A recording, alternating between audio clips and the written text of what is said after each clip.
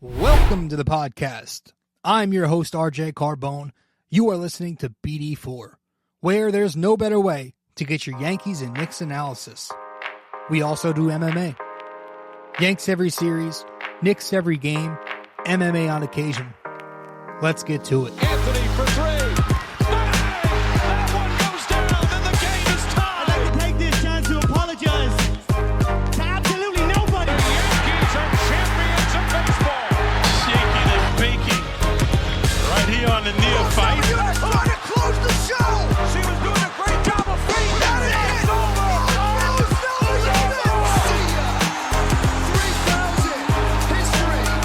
Coming up, so KP, don't you regret not coming to the Knicks?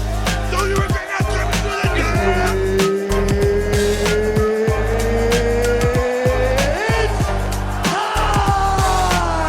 Game over. World Series over. Yankees win. The Yankees win.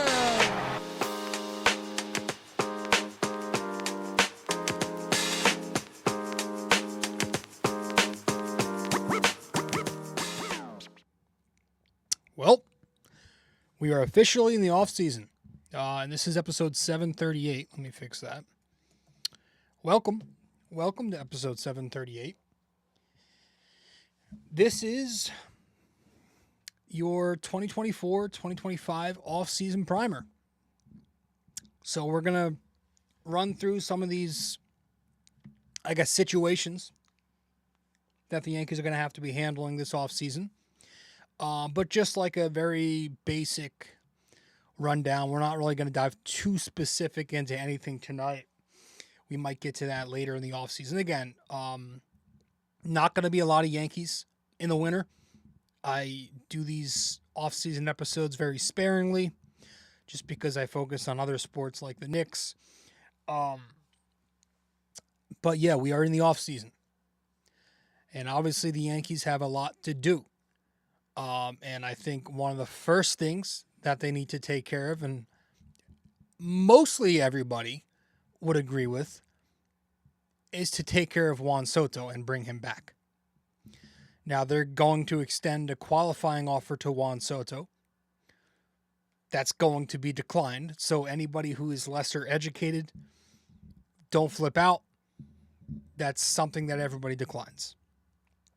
But I say most Yankees fans want him back because there is this small but embarrassing fringe group who are like against or fine with the Yankees not bringing him back, which is very, very skeptical to me. That's very odd behavior. Just to be straightforward, to remind everybody, the Yankees missed the playoffs in 2023. Then they traded for Juan Soto, and then they made the World Series in 2024. Missed the playoffs, Soto made the World Series. So, you should probably be bringing that guy back. This season, across 157 games, Soto batted .288 with a .419 on base, .569 slug, a .989 OPS, a .178 OPS plus, 41 home runs, 109 RBIs. This postseason, across 14 games, Soto batted .327 with a .469 on base, a .633 slug, an 1102 OPS, 4 homers, 9 RBIs. In the World Series this year, in 5 games, .313 average, .522 on base, .563 slug, 1084 OPS, 1 home run, 1 RBI. It's not often you run into players who are already elite in the regular season and then take it to another level of elite in the postseason. Right? Most players who are considered good postseason performers are still not what they were in the regular season because they run into much better pitching. Juan Soto is a rare breed where he's going to be better in the playoffs The guy just shines in that moment, much like Giancarlo Stanton. This guy, what he did for you this year was unlike anything you're going to see going forward. It was, as they say, generational. You just cannot go back to what that was before it. You can't go back to what it was. You can't go back to having the lineup be just Aaron Judge. Do you not remember how boring and how lackluster that felt? You need stars to win in this league. If the Yankees want to win the World Series, there's a good chance they have to run into LA again to do it. You're going to have to match that Dodger roster, that super roster, if you want to take them down. With 3 stars at the top. 3 superstars at the head. And there's Yankees fans out there saying, well, you can't do both. Are we unaware? Are we unaware of the finances that the New York Yankees possess? There was a chart that came out the other day, and I'm very glad it did, because I need more people to start seeing this. But basically, like in very elementary terms, what this chart said, the Yankees spent less than half of their bank account on the team this past year, which put them in the bottom half of the league. The New York Yankees, who made the most money by far last year, they made $680 million in revenue in 2023, but they spent a less percentage of their money than 17 other teams did. There are only 30 teams in baseball.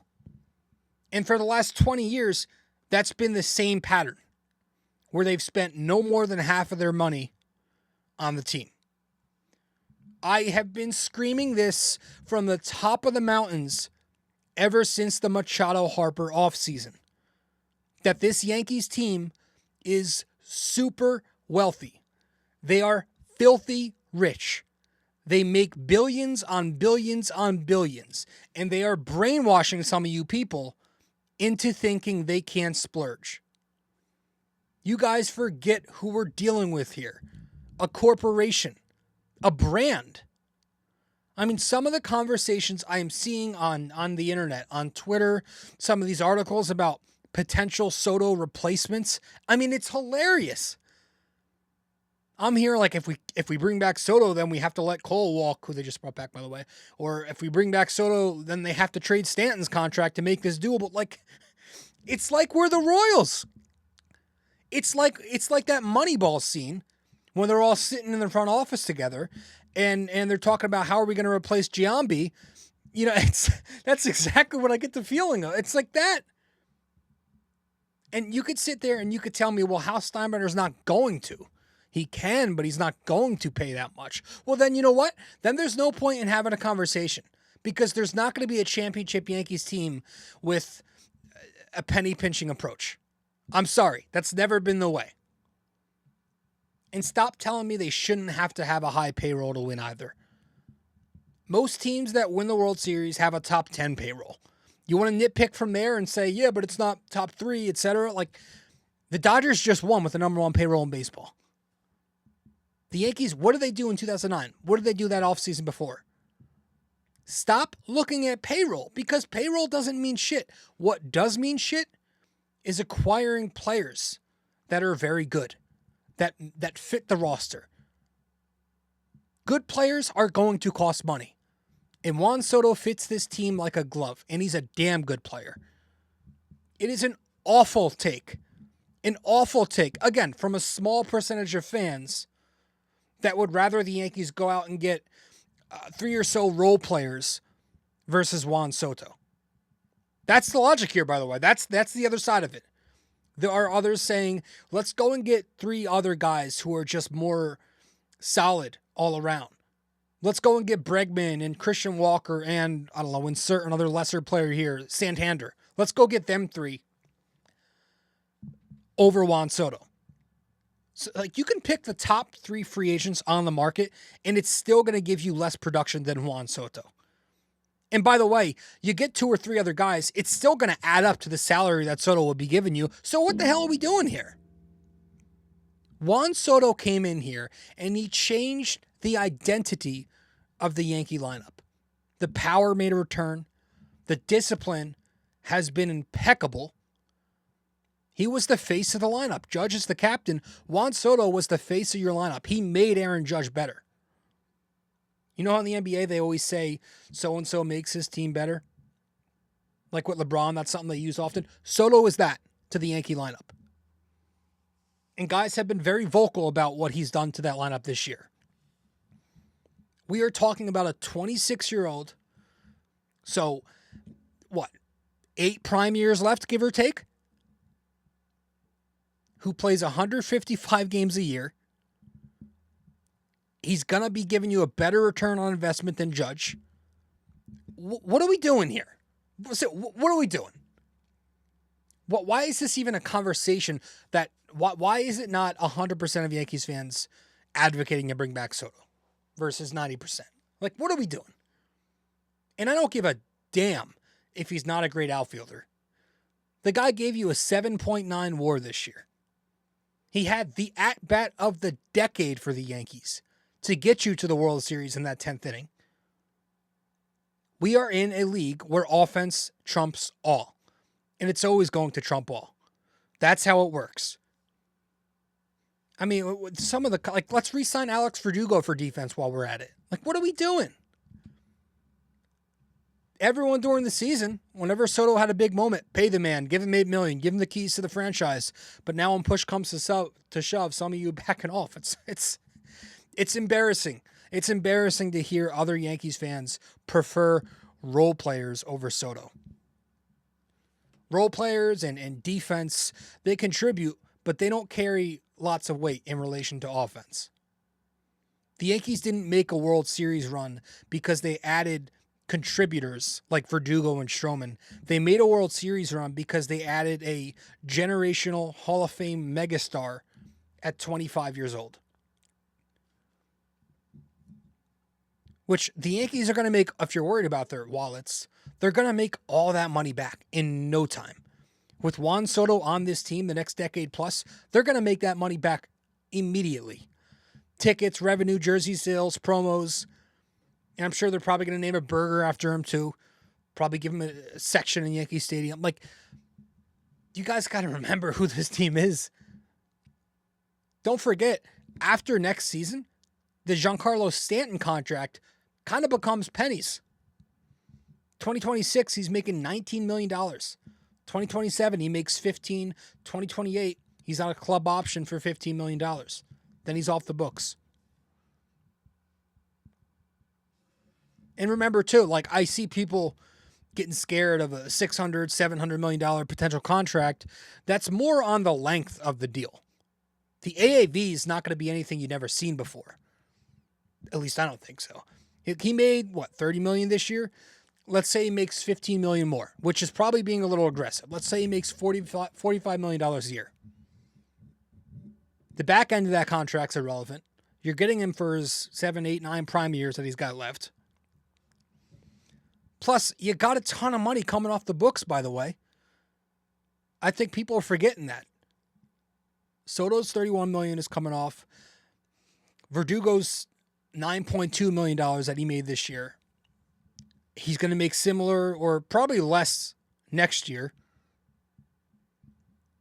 Gleyber Torres, $14 million coming off the books this year. He'll probably make 20 to 25 next year.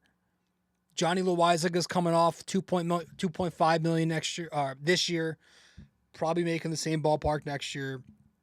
Canely, who made 5.7 this year, is probably going to make similar next year. He's off the books.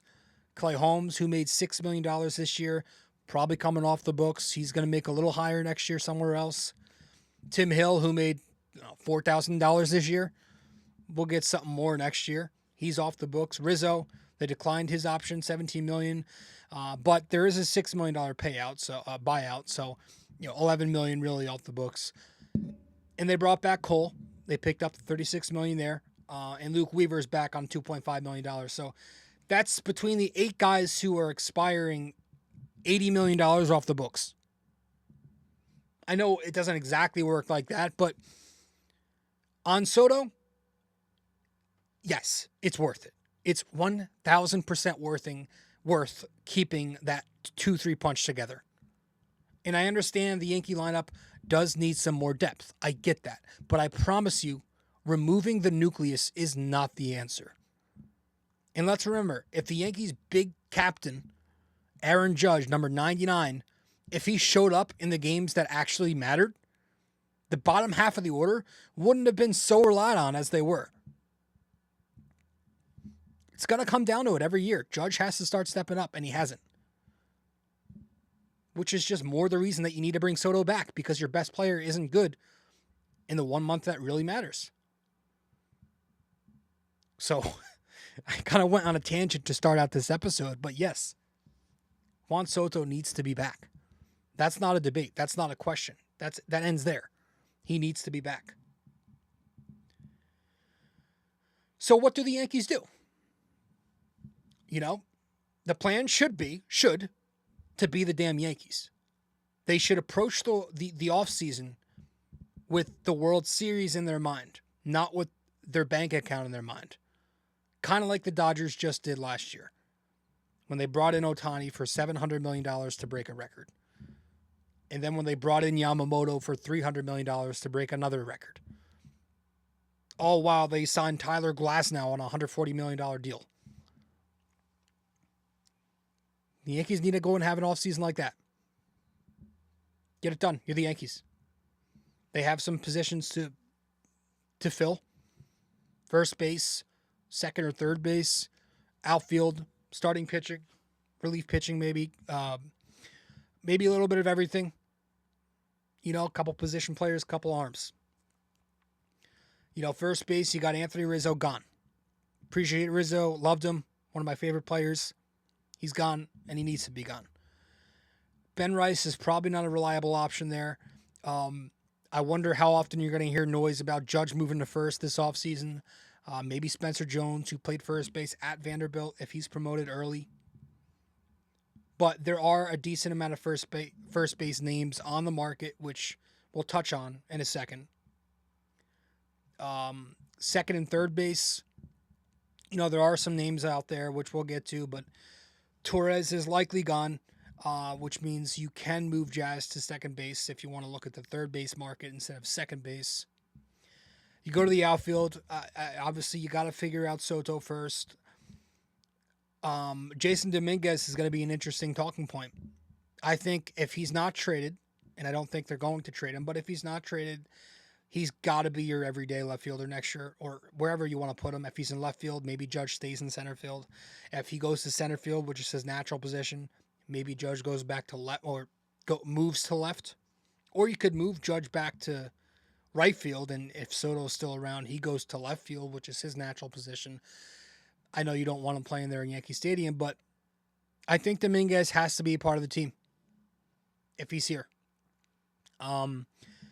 Starting pitching is going to be an interesting discussion. I don't think they're going to do anything big there, but you have to figure out Cole, and you just did that. So that's the first thing you cross off. They brought Garrett Cole back a few minutes ago. Luis Gil is, as long as he's healthy, he's continuing to improve. He looked very good this year. Clark Schmidt, if he's healthy, that's a solid number 3. I would like to add another top arm. I'm not going to lie. With Rodon just being untrustworthy, I would like to add another top arm in the rotation. And then you go to the bullpen. That's going to be an interesting address. You know, Holmes, Loaizaga, Canley, Trevino, all those guys are expired. Hill is gone. So the Yankees are going to need to address the bullpen. You could bring Hill back and not have it affect payroll, obviously, because he makes pennies. But the Yankees are going to need some swing and miss in that bullpen, right? They're going to need more firepower. You know, a lot of guys, that was my big issue this year. There wasn't a lot of strikeout stuff in there. I would like some more high velo stuff in there. Guys who miss bats, right? And that eventually came back to haunt them. Game 5 of the World Series when you gave up 2 gigantic sac flies. You know, you had chances to address it in the offseason last year. You didn't. You had multiple chances to address it at the trade deadline. You didn't. You can't screw that up again. I think this winter you have to go out and look at guys like Tanner Scott, who's a free agent. Didn't grab him in August. You have to grab him in December. He's a guy with great stuff. You go to his baseball savant page. The thing is all red. Everything there is 85th percentile to 100. The only thing that's blue is his walk rate. But he's got a very hard fastball with a wipeout slider. The numbers are good on both of those pitches. So not choosing to get him and letting him go from Miami to San Diego for essentially nothing, something the Yankees could have paid him, it was frustrating. He made $6 million this year. This is a left-handed relief pitcher at 30 years old, coming off his best season. He's probably going to make somewhere in the $60 million 4-year ballpark, which precisely that would be $50 million a year. This year he had a 1.75 ERA in 72 innings. He had a 1.18 with Miami and a 2.73 with San Diego. In 5 postseason appearances, he tossed 4 1/3 innings, no runs, no inherited runs scored, 2 hits, 2 walks, 7 strikeouts. So Tanner Scott's an arm I think should definitely be on the table for the Yankees. That should probably be the number one target in terms of the bullpen. Carlos Estevez. There's a couple guys from Philly that I like. Carlos Estevez is one. This is a 31-year-old right-handed relief pitcher. He's got good stuff, very good control. Another guy with a hard fastball and a good slider with a solid changeup that he likes going to lefties with. Jeff Hoffman, another arm from the Philadelphia bullpen, expiring. 31-year-old pitcher, right-handed pitcher. He was very bad to start his career with Colorado and Cincinnati, but the last couple of seasons when he pitched for the Phillies, he found it. And I think this is somebody Matt Blake can definitely get a lot out of. He did get hit around a little bit in the LDS against the Mets, but this is a guy with some excellent stuff. He's primarily slider, but he has a hard fastball to complement it with. And he's also got a hard splitter and sinker that he likes to use. He goes splitter to lefties, sinker to righties. Doesn't get ground balls, as you'd think, with the guy with that arsenal, but he gets a ton of chase, a ton of swing and miss. He's got a very high K rate. And with that, he limits walks at the same time. So that's a name I think they should definitely check out. There's a lot of guys on the relief pitching market, actually. A lot of old guys. Chapman's out there, Jansen's out there, D-Rob, Kimbrel, former Yankee Justin Wilson. Like a lot of older guys that I'm not into. But there are some names like the ones we just listed who are who should be top targets. They're probably going to make some money. But if you want to look at lesser expensive names, maybe Garcia. Is it Yimi Garcia? A guy with decent stuff. He's got a diverse pitch mix, fastball, curve, sinker, slider, changeup. I'm curious to see what the market looks like for Blake Trinan. Obviously a familiar face, guy with the filthy slider. But there are a lot of names out there. Whatever the Yankees do decide to do, I would hope that they get at least 2 relief pitchers. One big name, and then you can get a bargain bin arm and work with that project all you want. But I would like one big name in the relief pitching market to be a Yankee. You go to the starting rotation. Again, I don't know if they're going to do a ton there, but I would like them to. I'm tired of seeing these Yankee starters in the postseason go 2, 3, 4 innings tops outside of Cole. And remember, Cortez, I feel like he's bound to get the surgery this winter. So you might have to go and get a starting pitcher. I think if the Yankees are serious about winning, spend some money. You just brought Cole back. I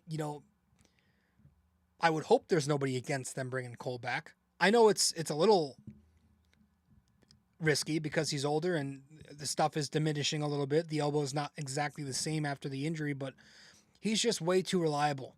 He eats innings in the regular season, and his postseason consistency has just been too damn sturdy for you to let go. This is your horse. He's your number one. You let him go, and Luis Gil's not ready. Carlos Rodon's not the guy. Schmidt's not the guy to be the ace. Like, unless you want to pay Corbin Burns or Blake Snell or Sasaki, which I don't think they're going to pay. Maybe. I don't think that's happening.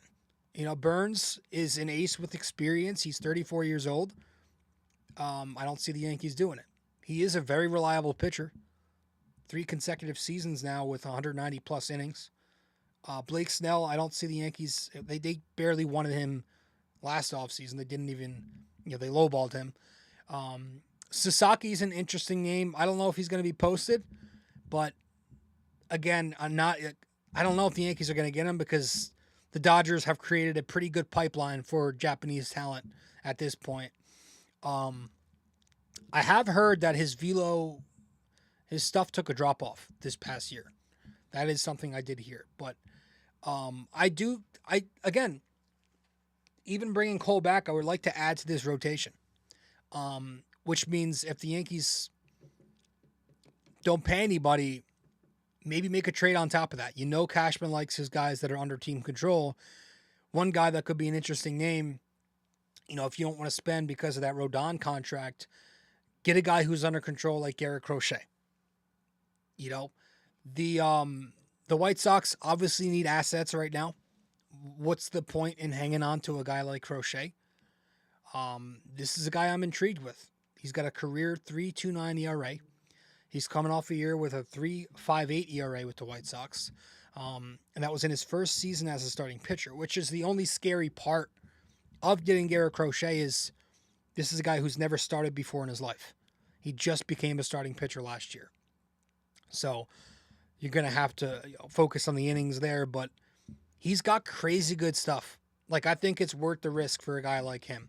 You go on his Savant page, that shit is all red. He's got a career 12 strikeout per 9 rate. This past season, he struck out 209 batters. He's got a hard fastball, an excellent cutter, a good sweeper, and changeup to righties. Talking about a 25-year-old left-handed pitcher who's under control for 2 more seasons. So you don't have to worry about paying this guy until 2027. So if it takes a heavy price, if it takes a Jason Dominguez or a Spencer Jones, go for it. I'm at it. I'm for it at this point. It would be excellent. It would be excellent to add a legitimate guy that you can rely on in game 2 of a playoff series, as opposed to having to go to Carlos Rodon. Right? That's the way you got to think about it. But more importantly, I would think, is what this infield is going to look like. Anthony Rizzo is gone at first base, so the guys who are out there, Joey Gallo is out there. Obviously, we're not doing that again. Josh Bell, that's a name I used to want. You asked me last offseason, I probably would have asked for Josh Bell just because of the lefty pop, but I don't think I really want him any longer. He's not been that good of a hitter the last couple years. He's just older. He can't move very well at first base. We've had our problems there this year. Goldschmidt's a name. That's a hard no for me. He's old. He can't move very well. Yuli Gurriel, 40 years old. No, thank you. Christian Walker's a name that's floating around. I would not hate that. I would bring in Christian Walker, but again, it can't be as a backup to Soto. You would have to spend a little money. Same with Alonso. I wouldn't hate it. I just wish he was. I wish he was a lefty. I used to think for the longest time I thought Pete Alonso was a lefty. Found out he was righty like this year. Was so devastated. But I bring him in. It just, again, he can't be a replacement. You go to your outfield. There are some intriguing names who are probably going to make some money. Santander, Santander, Teoscar Hernandez expired. So, listen, if it was me, I'm going Soto, Dominguez, Judge next year. Or I'm bringing in an outfielder off the cheap and I'm moving Judge to first base. Or I'm bringing in Teoscar or Anthony Santander to play first base. Maybe I don't know if they can. So we might not want to fucking do that. But like I would just bring back Soto, grab Dominguez, and have him start every day, and then have Judge up there. Like that should be your outfield. Infield's different. Going back to the infield, second, third base is going to be an interesting conversation this winter. Do you move Jazz to second base if Glaber walks? I wouldn't mind bringing Glaber back. I don't think they're going to mind bringing Glaber back. I don't think they're going to bring Glaber back just because he's expected to make some money. You know, he's probably going to get a 4-year deal somewhere. Let's say 80 to 100 million. Probably closer to 80. But the second base market is very thin. So he does have that leverage. Maybe the Yankees go with their, go dip their toes into their system. And Caleb Duran gets a shot at a camp. This is an unranked prospect, but he had a great season this past year. He's a guy who can play second and play third. Alex Bregman's a name that I would not mind bringing in. It's a guy with postseason experience. This is a good, solid bat with solid third base defense. I'm not sure what his metrics were, though, this past season. He's coming off a 5-year, $100 million deal. I don't know what his next deal is going to look like. It could be anything from a 1-year prove-it deal to like a 5-6 year deal worth 120 to, I don't know, let's say $180 million. So if you're trying to cut payroll and you want to bring Soto back and still improve, like, it's going to be hard to do that. I just think you have to go be the Yankees. It's super pathetic if you think you can do both. But if you want to get rid of a couple players that's holding this team down, you can try. I don't know how much success you'll have. You can try to dangle LeMahieu and Stroman out there. LeMahieu is an impossible move at this point. The guy has literally stopped hitting since the end of 2020.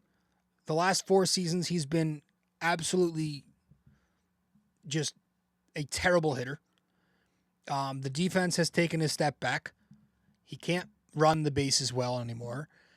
He can't stay healthy anymore. I don't know what you're going to get if you even dangle. I don't think you're going to get anything. He makes $15 million next year, and that goes up to $18 million in 2026. I don't think you can get that off the books. Stroman, not impossible to move like LeMahieu, but probably still difficult. I think the sell job with Stroman is, veteran with experience, a guy who can save your primary arms and keep guys fresh by eating some innings for you in the regular season as a 5th starter, maybe a spot starter.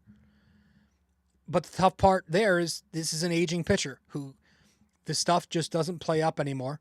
It's not good. The movement's not there. The fastball, the slider, it's very flat, low velo. If he comes anywhere near the zone, it's getting barreled.